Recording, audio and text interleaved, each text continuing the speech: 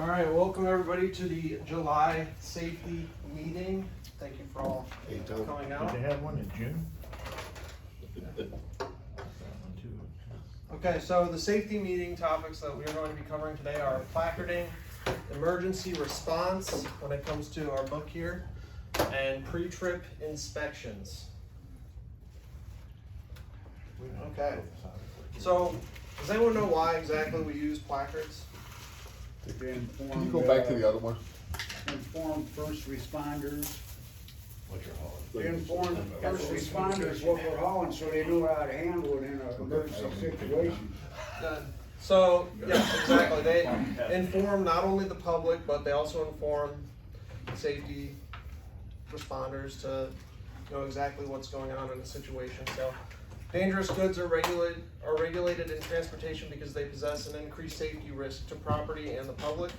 Placards warn the people of the presence of hazards while they are driving or near large quantities of hazmat. So, pretty much, you're in the truck, you need to have the right placards on, so everybody can know what you're hauling. So they inform emergency responders. If shipping papers aren't available at the scene of an accident, a placard may be the only thing that people will see when it comes to knowing exactly what's coming out of there and what's that. So that's why it's definitely important. Even when you're unloading or loading, you need to have the right placards on, because something could happen that makes you have to get out of the plant, and you want to make sure you have the right placards on your truck when that happens. So say you got Ferris on, but you're about to unload and you're about to load RA, so you will go over there and you put your RA. Well, that's not right because you have Ferris on your truck. So I know it takes a little bit more time, but just go around, do it right. Make sure you're always being compliant. So they are required within the United States for certain quantities of hazardous materials. If you want to ship hazmat, you are responsible for providing the carrier with the appropriate placards unless they have the correct placards on the vehicle or freight container. So how do we do our placards, guys? Take it out, turn it around, put it back in, depending on what we ask. That's it. Or flip it around. Alright.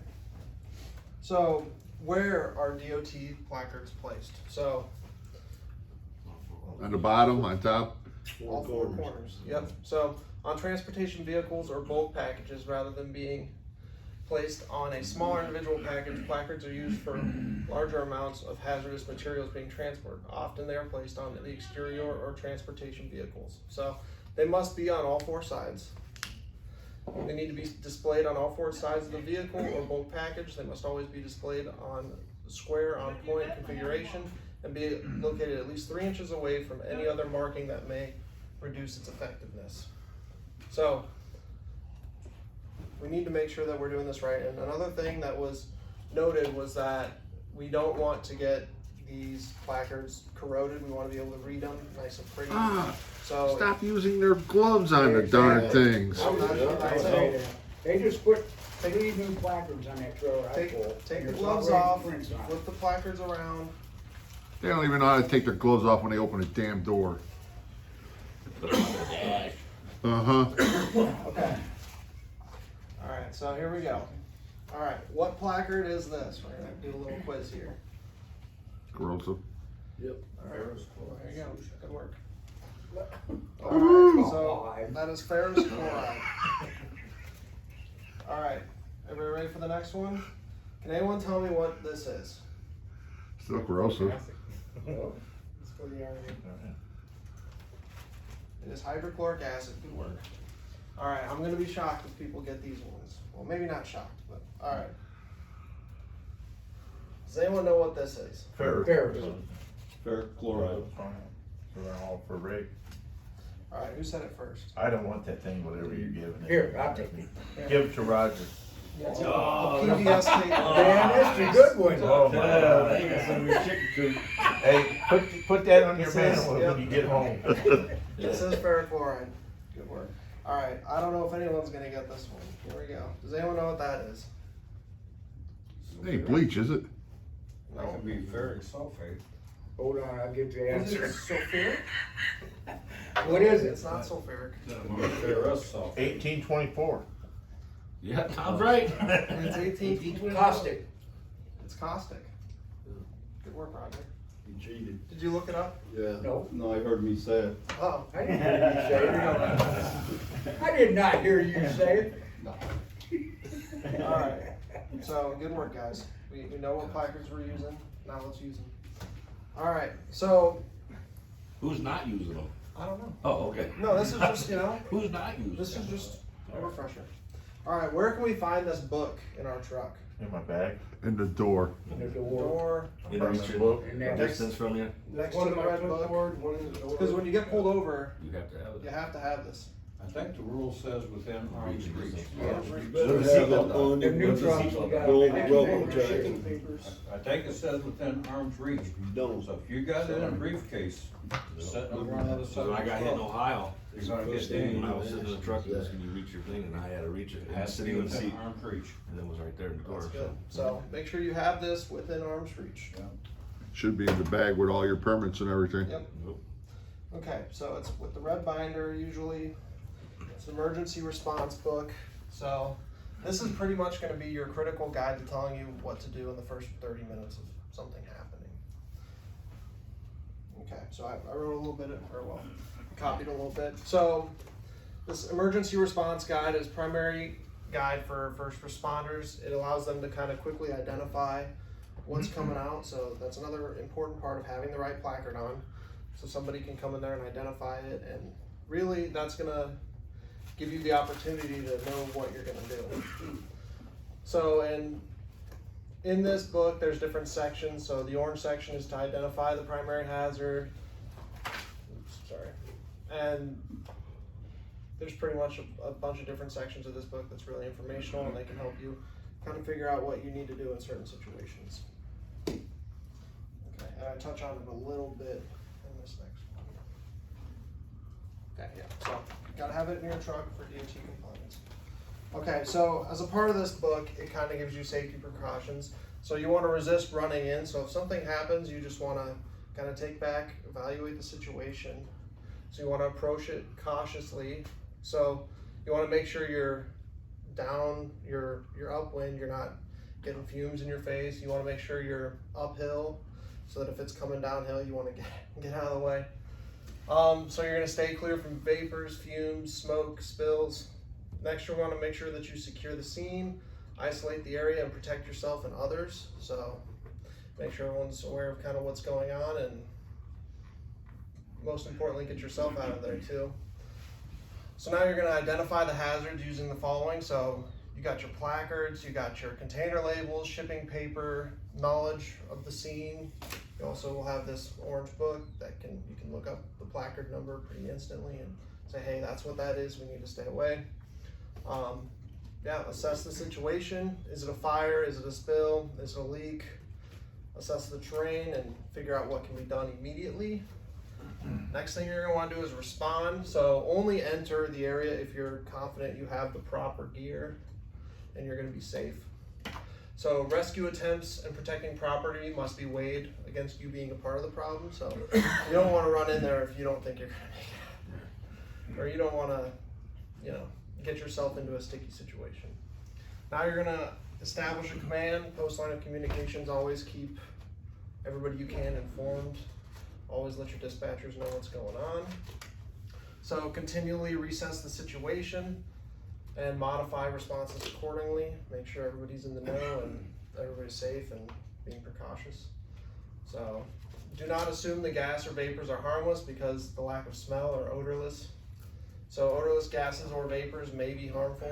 So use caution when handling empty containers because they still may present the hazard material in there. Anybody got any questions on that?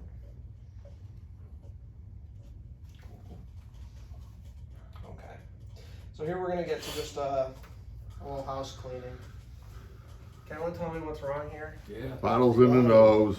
Yeah. Is that your trailer, Roger? Nope. It ain't mine. Okay, so there's a lot of sample bottles in there, guys. There's liquid in them too. Yeah, I'm not calling anyone out, but we need to be turning these in when we turn in our paperwork. And we need to make sure that we're doing this and not letting this happen. Whose trailer is that? Probably the one, that's the Five, purple. I That's guess. that one that's. Alright, we're not That's calling Rob, anybody out. Robert Lane's. Yeah. One that makes them put the gloves on the dashboard. Alright, next we're moving on to ELD pre-trip inspections. So, this is another point that we're gonna touch on here. Pretty much we wanna be compliant, but we also wanna make sure that our equipment won't get pulled off the road and someone get a DOT violation. So, what's the first thing you guys do when something's wrong with your truck or trailer? And you don't necessarily think that it's a big deal, but you wanna make sure that it's handled properly. Let Mike know. You let Mike know. So how are we letting Mike know? I call him up. You call him up? Call them up, write it up, and put it in the thing in the Or morning. I catch red in the morning. Yeah, Yeah, catch I red. call them. Call him, write it up. Depends what it is. This is what we need to be doing, cause I don't wanna say you're not supposed to put it in the ELD, but that will pretty much, if you're out somewhere and you put it on your ELD when you're coming back, you're technically not supposed to leave until that's been fixed. Yeah, I don't ever put it on the ELD. So, And that's what I'm gonna say, don't put on your ELD. Yeah, I never do. The guys usually leave a note in the window or a note on the sun visor, or they call us. Yep. That's good enough. Or they Here- just here's don't the say problem. nothing and let the next guy figure it out. You can put it on the ELD. It's legal to put it on the ELD, but the next guy that leaves, if he doesn't see it on the ELD and he leaves, now he's in violation. Yeah. So he's saying everything's okay to go ahead and go. And if there was a light out and the light's on when he starts, as a company rep, he can say it's repaired and ready to go. He can do that because the light's on. But putting it in the ELD, that guy has to know something was wrong, and he has to acknowledge it, it was so repaired. prepare the next or it's guy broken. that's taking the truck, that he knows what's going on with it. That's the problem. Nobody wants to stare down that fine. We kinda created a problem with that ELD stuff. Sometimes if you're going down, if you scroll, you can hit on accident, cause John. Yeah, I've done that. John hit, he goes, what the hell, something was clicked, it was stupid, he goes, was that fixed? I said, I must have hit it when I was scrolling, it clicked the box, and I accepted it, and then when John got in the morning, he goes, it notified him that there was a check mark. Oh, And I was like, really? I must have fat When you fingered put it, that and then it red was light fine, on? he just cleared it. And they've been seeing that on numerous things where there's a lot of boxes you can hit and they've been accidentally. When you gotta scroll up, then you Yeah. gotta be You careful have and to make sure go it up doesn't. to get You it don't to tap the it. bottom. Yes, Something cause if you slide. tap it, it clicks something on the right. But we're pretty good about fixing stuff. If a guy's got a light out, we got the stuff in the shop, we'll fix it. It's not a big deal. But it could be a big deal logging it and somebody not getting it Yeah. fixed. Then it can turn it to a big deal. You guys are real good about Yeah, you fixing guys are- stuff. We try. Yeah, I'm good. Yep, that's exactly correct. And maybe also hold the guy before you accountable if he's leaving his samples in the front of the truck. Well, samples in the front of the trailer is another thing. Each one of those samples, the DOT pulls you over and does an inspection, and he's a good one. Product out of the Surprise. container. I think every one of those. is a- Even in the cab of the damn truck, some of these Every guys one of put them. that shit. That each one's supposed to be individually labeled, it's supposed to be in a secure box. They're really not even supposed to be on the truck anyway. That's not even secure. So, we went over how we should be reporting these defects. We're gonna be leaving notes, we're gonna call Mike, we're gonna let the guy who's getting in the truck next know, kinda, hey, this is what's going on, we need to get this fixed before we go. The best practice for a driver to use disciplined step-by-step approach to inspect the vehicle. So this is gonna make it easier for you to make sure that nothing's being missed and we're checking everything. Okay, so in addition, so there is a section after you accept this, you can make comments. So I don't think the comments leave an area for, so say everything is good, you don't have to mark anything, but you can leave a comment just in case, you know, say you don't know who's getting into the truck next. You can leave a comment and hopefully they'll be able to see that when they get in the truck next and see that, hey, this was left last on your truck, the comment. So. I'd rather leave the Or note. you could leave a note, but I would recommend doing both. Yeah, that's fine with us, and on a further note, is when a violation comes up, you have the right to make it to the nearest repair facility. You don't have to stop right there and say, my ABS light's on. Mhm. You can tell the officer, I know it came on while I was working, we're gonna Yep. take it home, it'll be fixed before it goes out again, that's acceptable. The problem comes where you made a note of it a week ago and it's still there. And there's a rule on a flat tire, for instance, or low air, there's a rule. If you feel it's too unsafe to set on the side of the road to have it repaired, if you think it's safer as a driver to go to a repair facility, that's your choice. You can say, hey, I don't wanna get run over on the side of the road, it's too dangerous. And it's written that you can choose to go somewhere and have it taken care of. Yep. And But if you it's just not can't marked up, keep- you can always tell the officer it was working when I left. I meant the lights and stuff, you know? I mean, cause if you tell them it wasn't, then you're admitting you left with something not working. Just happened to come home. Shoot, man. Alright, does anybody have any questions about the ELD or? Okay. Well, guys, that's all we have today. Thank you for coming out. Now you gotta put this on? Oh, God. Way to end the meeting. I think that's trying to get you to leave the room. Boo Boo looks like he got caught taking a dump in Tim, man. I don't know. Tim was like getting ready to get on a motorcycle. He's like, oh, yeah. Hey, Dave,